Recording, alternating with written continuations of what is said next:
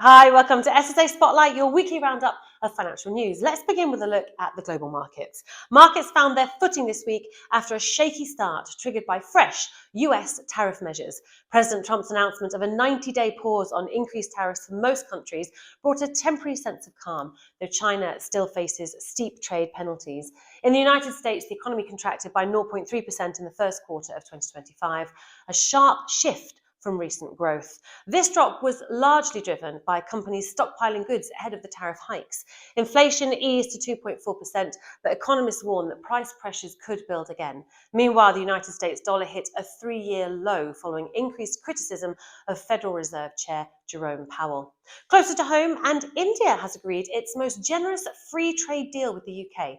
Taxes have been lowered on goods imported from India, like clothing, footwear, and some cars, and India has lowered taxes on goods imported from the UK, such as cosmetics, higher value cars, and food including lamb, salmon, and chocolate.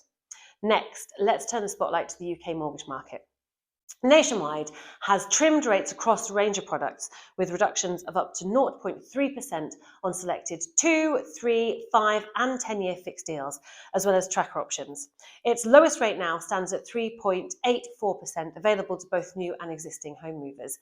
Notably, first-time buyers can once again access sub-4% deals. However, interestingly, in a recent report released by Savills Estate Agency, more than 50% of first-time buyers receive financial help from their family. Empowered Mortgages has joined the trend, reducing its 2, 3 and 5-year fixes by up to 0.17%, its third rate cut since April. These reductions reflect shifting expectations around the Bank of England base rate, with the current rate at 4.5%. Markets are widely pricing in a drop to 4.25% this month.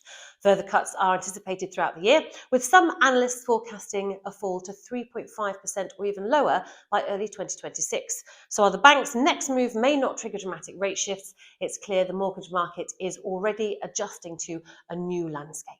That's all for this week's SSA Spotlight. If you found this roundup helpful, don't forget to like, comment, and share the love.